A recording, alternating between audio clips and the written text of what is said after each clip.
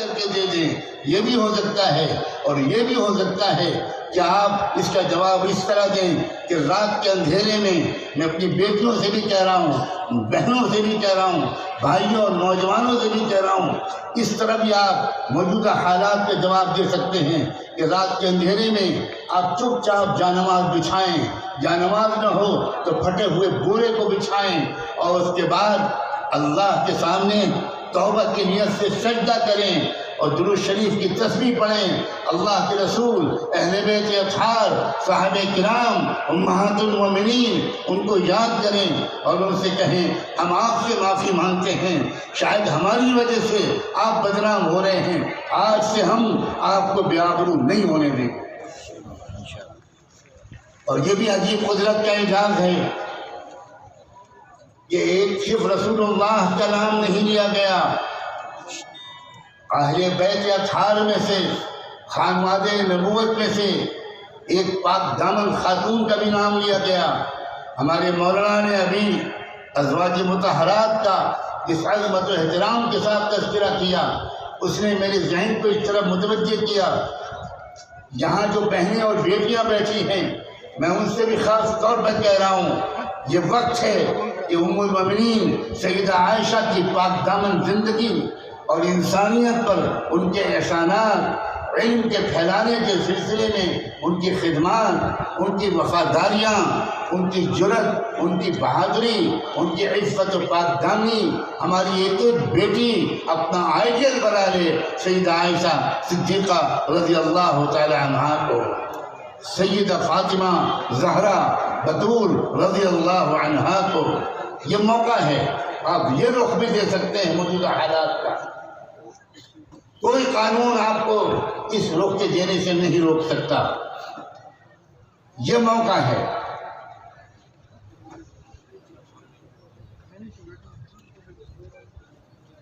آپ نے شاید اردو کے مشہور شاعر اختر شیرانی کی زندگی کا ایک واقعہ سنا ہوگا۔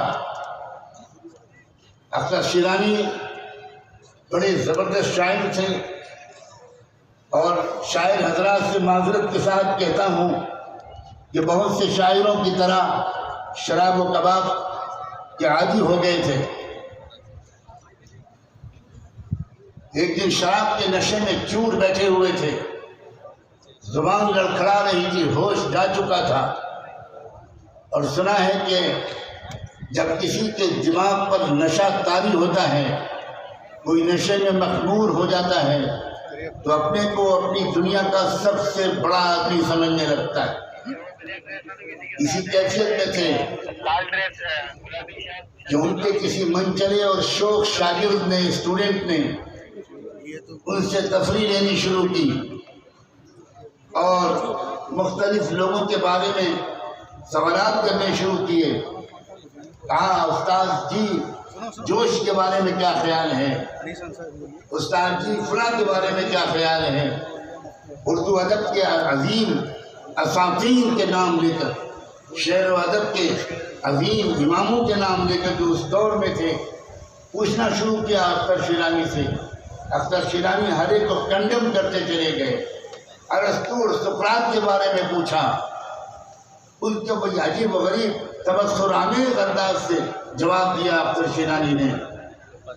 اس وقت کسی بے خبر نوجوان کی زبان سے ایک عجب جملہ نکلا، وہ ایک کمیونسٹ نوجوان تھا، اس نے سوچا کہ یہ ایک اچھا موقع ہے، استاد کی نشے کی کیفیت میں ہیں، ایک جملہ ان سے کہلوا لیا جائے جو بعد میں سند بن جائے گا ہم شاگردوں کے لیے۔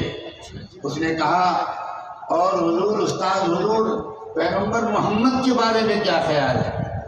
نوجوانوں کلیجے پر ہاتھ رکھ کر سنو کہ شراب کے نشے میں چور وہ اختر شیرانی یہ نام نامی سنتے ہی تھر کانپنے لگے، جام پھینکا، چھڑی اٹھائی اور اس طرح اس نوجوان کے پیشانی پر مارا کہ اس کے پیشانی میں پھٹ گیا سر اس کا، اور کہا اختر شیرانی نے کہ ناہنجار، اے بدبخت تیری ہمت کیسے ہوئی کہ تو نے میری ناپاک مجلس میں یہ پاک نام لیا۔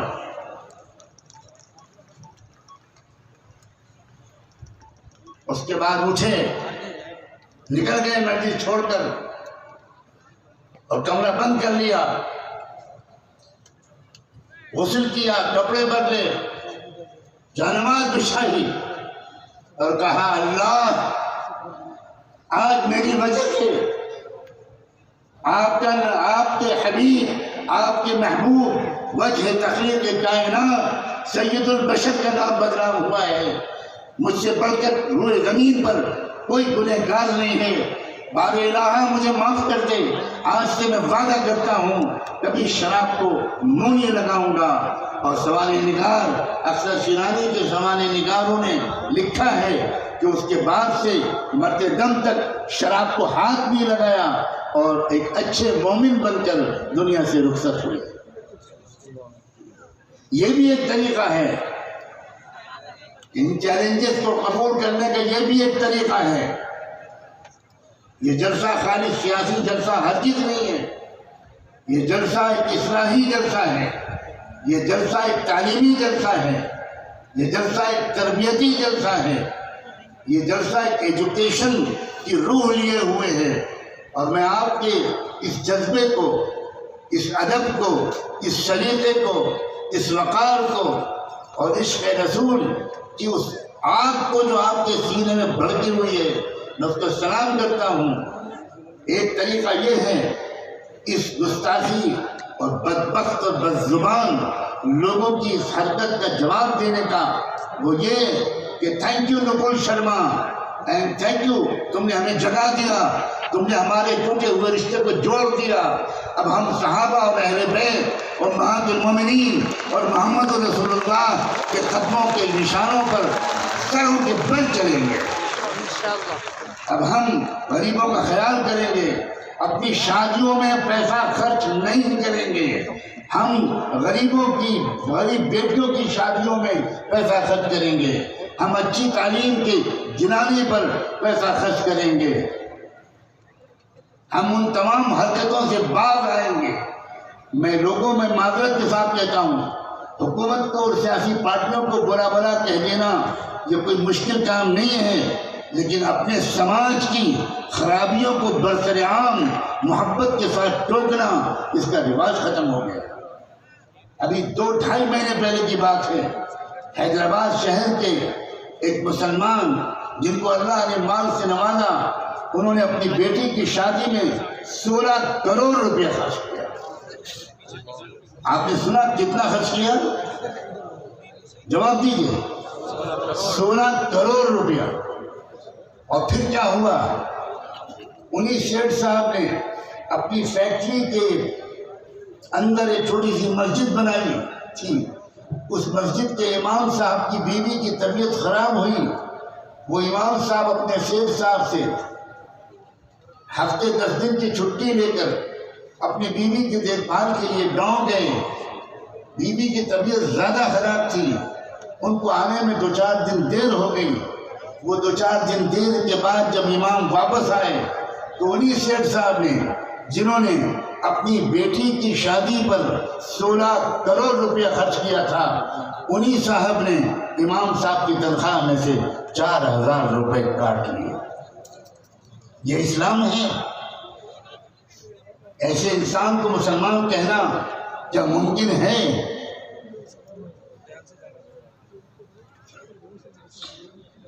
میں آپ کا دل دکھانے کا کوئی حق نہیں رکھتا، مگر آپ کی محبت، آپ کے خلوص، آپ کی سادہ لوحی،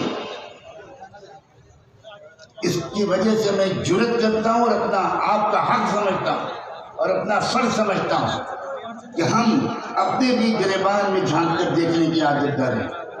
کیا ہمارے درمیان وہ اتحاد، وہ وحدت ملت، وہ اتحاد فکر ہے جو ہونا چاہیے؟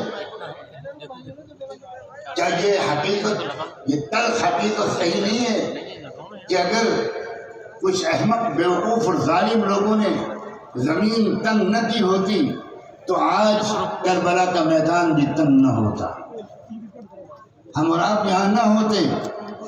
ہم جو اکٹھا ہو رہے ہیں، ہر جگہ ہمارے اندر ایک بے چینی ہے، اس بے چینی کے پیچھے آپ سمجھیے اسی لیے میں نے وہ آیت پڑھی تھی کہ عسیٰ ان تکرہوا شیئا وہو خیر لکم، ہو سکتا ہے کہ کوئی صورتحال یا کوئی چیز تم کو بہت ناپسند ہو مگر وہ تمہارے لیے بہت مفید ہو، اور ہو سکتا ہے کہ کوئی چیز اور کوئی صورتحال تم کو بہت پسند ہو مگر وہ تمہارے لیے نقصان دہ ہو۔ واللہ یعلم وانتم لا تعلمون، اللہ جانتا ہے اور تم نہیں جانتے۔ ملک میں اس وقت میں انتہائی آپٹیمسٹک اور پازیٹیو آؤٹ لک کا انسان ہوں۔ ملک میں اس وقت اتنا شاندار موقع پیدا ہو گئے ہیں، اور میں پڑھے لکھے لوگوں کو ان کی زبان میں خطاب کرتے ہوئے کہنا چاہتا ہوں، کوئی قوم آج تک کبھی بھی کامیاب نہیں ہوئی جب تک کہ چیلنجز کو اپرچونٹیز میں کنورٹ کرنے کا فن وہ قوم سیکھ نہیں لیتی۔ چیلنجز جو آتے ہیں یہی قوموں کی ترقی کا سبب بنتے ہیں۔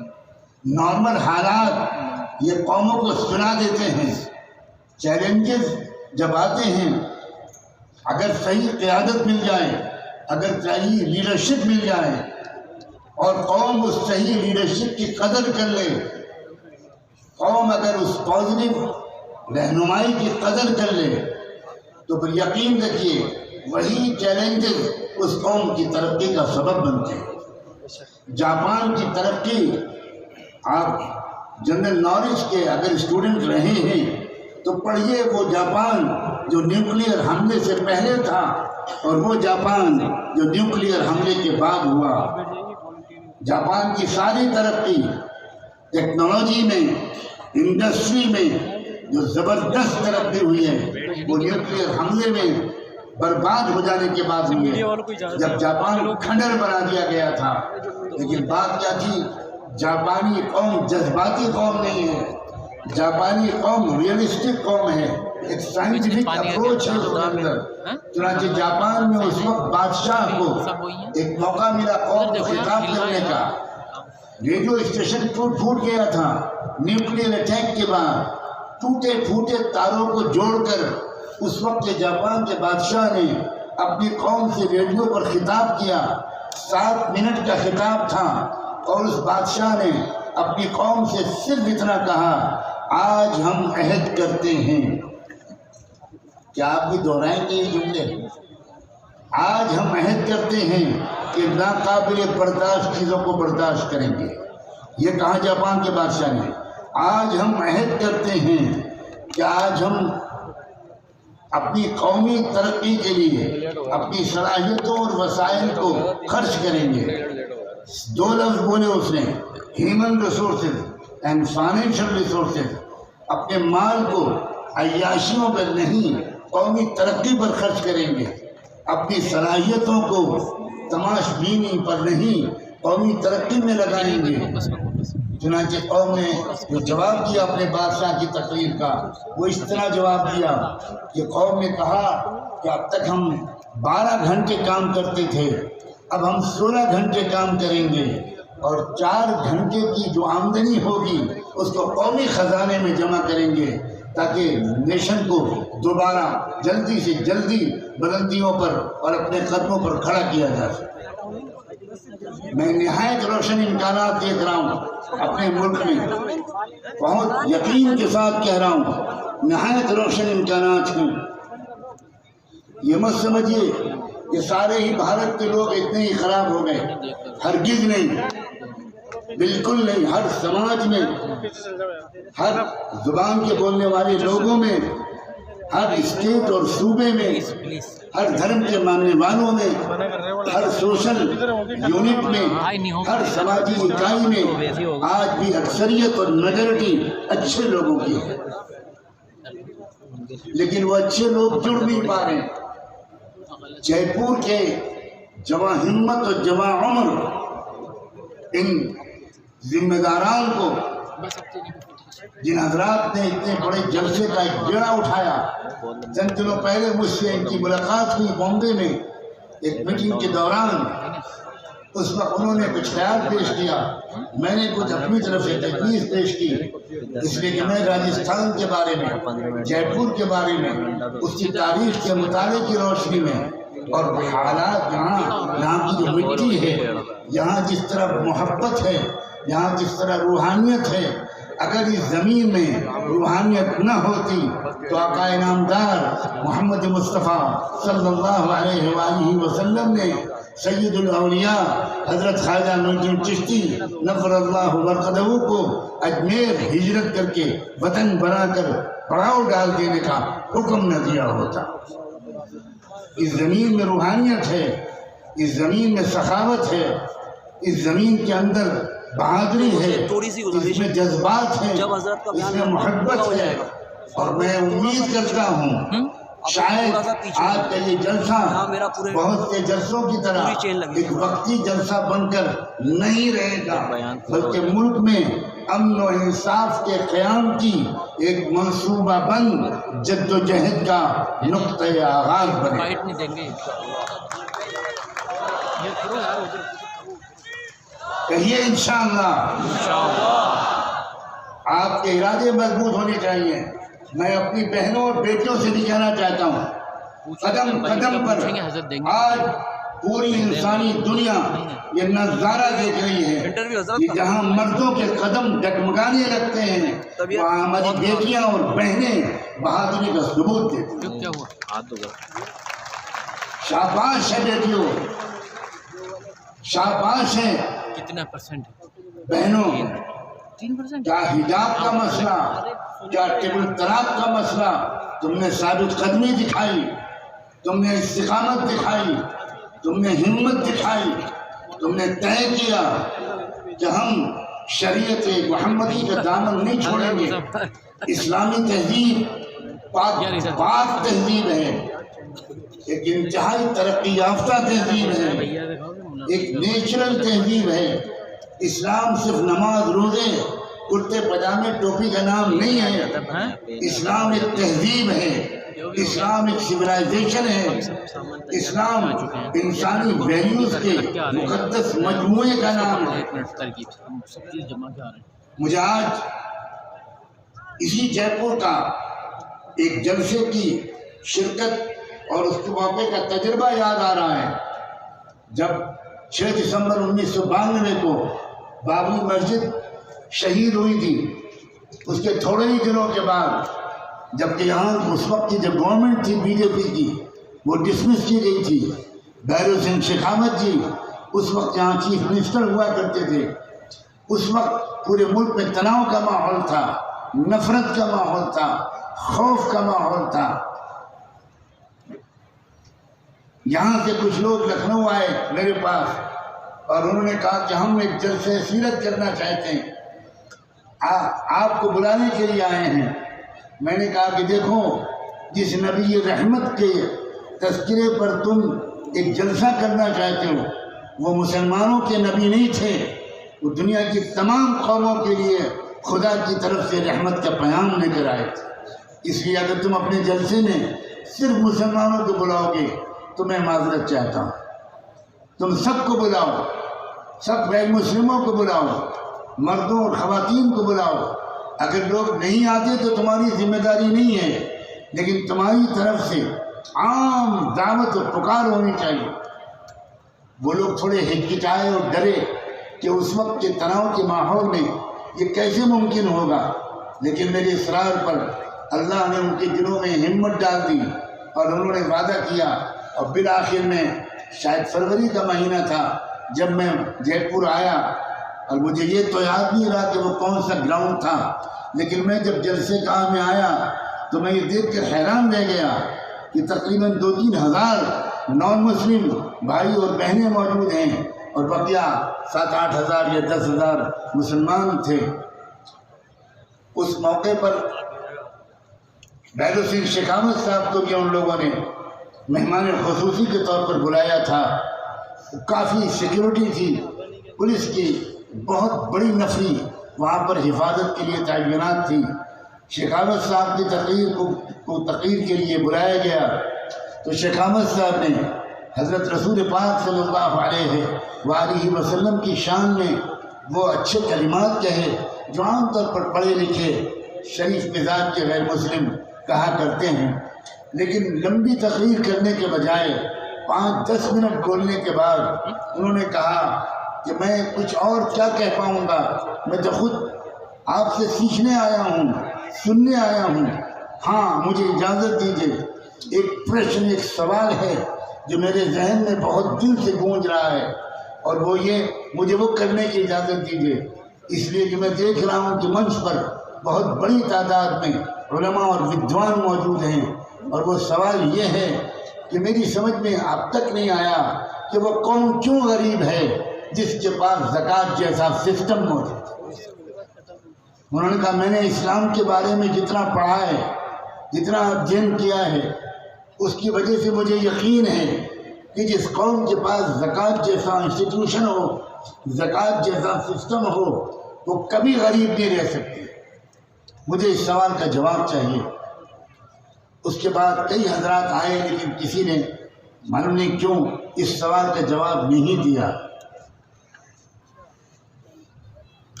مجھے بے چینی ہوئی، 1-1:30 بجے رات کا وقت ہو گیا، سردی کا موسم تھا، شیخاوت صاحب اٹھ کر جانے لگے۔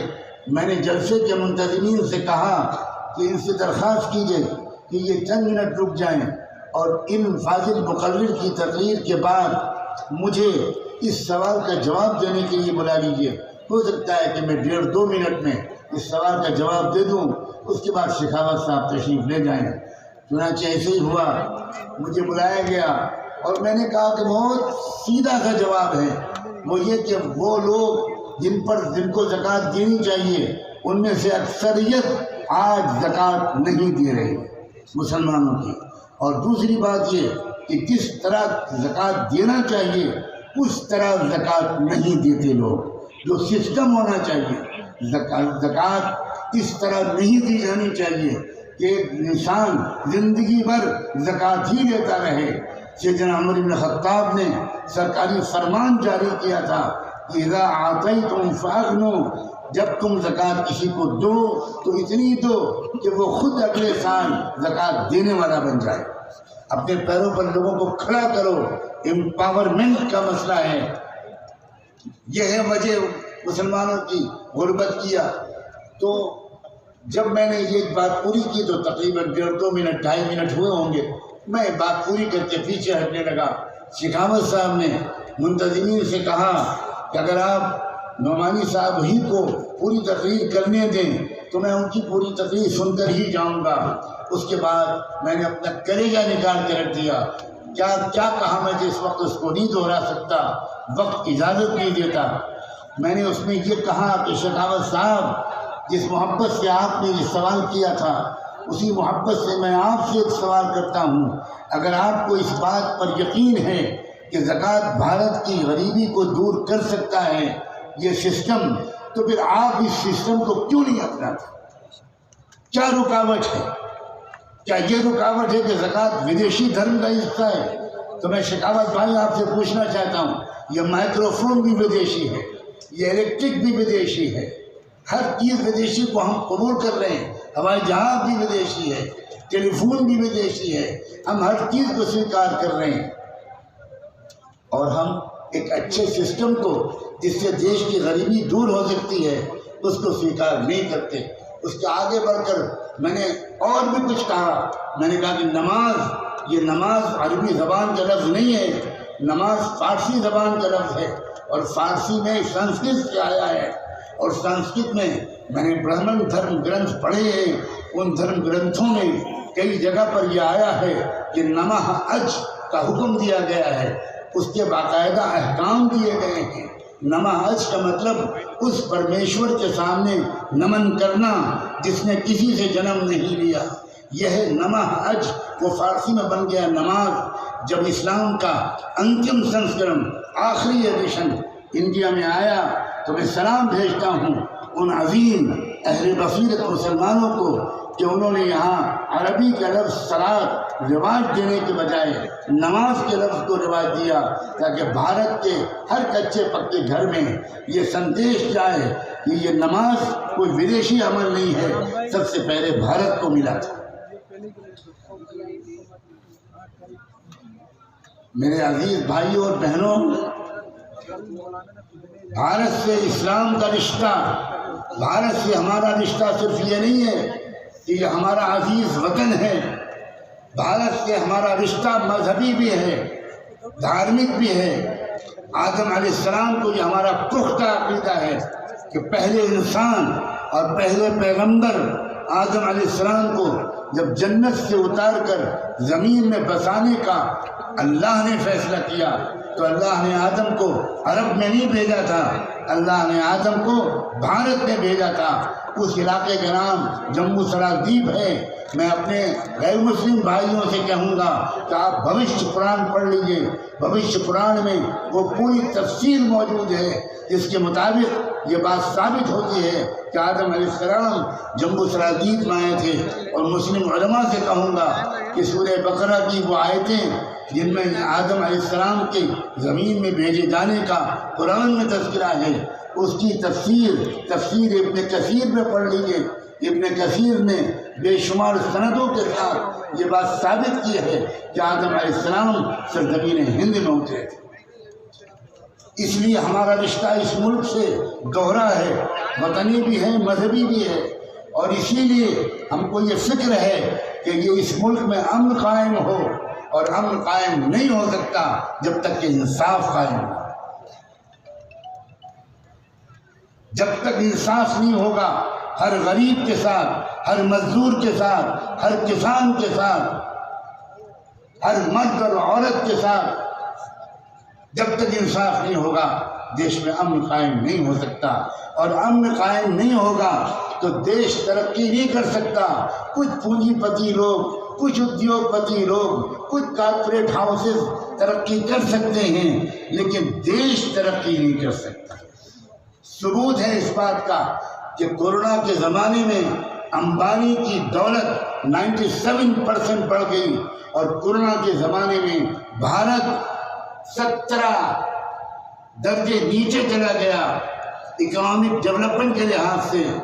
اب ہم دنیا میں 107 نمبر کے غریبی کے لحاظ سے دیش میں ہیں۔ شرم آتی ہے کہتے ہوئے پاکستان کی حالت ہم سے بہتر، بھوٹان کی حالت ہم سے بہتر، بنگلہ دیش کی حالت ہم سے بہتر، سری لنکا کی حالت ہم سے بہتر۔ اور مسئلہ کیا ہے؟ مسئلہ یہ ہے کہ ہر مسجد کو کھودو، اس کے اندر سے شیولنگ نکلے۔ شرم آتی ہے، شرم آتی ہے واقعی۔ یہ کون سی سطح ہے؟ یہ کس سطح پر لوگ گر گئے ہیں؟ میں ان کو سمپردائکتا نہیں کہتا، میں اس کو کمیونزم نہیں کہتا، میں اس کو دماغی دیوالیہ پن کہتا ہوں۔ یہ انٹلیکچوئل بینکرپسی ہے، یہ کوئی دماغی بیماری ہے۔ اور ابھی کسی نے کہا تھا کہ راجہ خاموش ہے، یاد آیا؟ اور اس پر تعجب کا اظہار کیا تھا۔ مجھے اس تعجب پر تعجب ہے۔ راجہ پلیئر نہیں ہے، ٹیم کا کوچ ہے، اور کوچ گول نہیں مارتا، کوچ گول مارنے والوں کو گول مارنے کا طریقہ سکھاتا ہے۔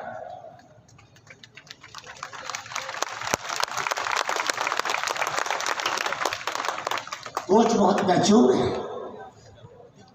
بہت سمجھدار ہے، وہ پردے کے پیچھے سے کٹپٹیوں کی ناچ نچا رہا ہے۔ لیکن میں اس نیگیٹو آسپیکٹ کو بیان زیادہ نہیں کروں گا، کیونکہ اس سے آپ کو جوش تو آئے گا، تالیاں بجائیں گے آپ، لیکن آپ کو رہنمائی نہیں ملے گی، آپ کو لائن آف ایکشن نہیں ملے گا۔ خدا کے بندو، نمبر 1، آج بھی اس ملک میں مظلوموں کی اکثریت ہے، مظلوم اکثریت میں ہیں۔ اب تک یہ مظلوم الگ الگ لڑائی لڑ رہے تھے، اپنے ادھیکاروں کی، خدا بھلا کرے کچھ بیوقوف لوگوں کا کہ انہوں نے ان مظلوم لوگوں کے اکٹھا ہونے کا انتظام کر دیا۔ اب بھی یہ مظلوم اگر اکٹھا نہیں ہوں گے تو پھر بیوقوف ادھر بھی اور بیوقوف ادھر بھی۔ مظلوموں کو اکٹھا ہونا چاہیے۔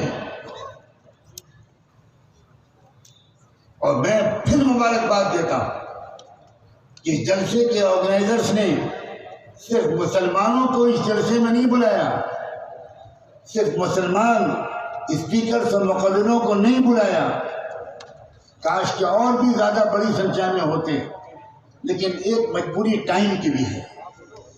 گرمی کا موسم ہے، دن میں جلسہ کر نہیں سکتے تھے، شام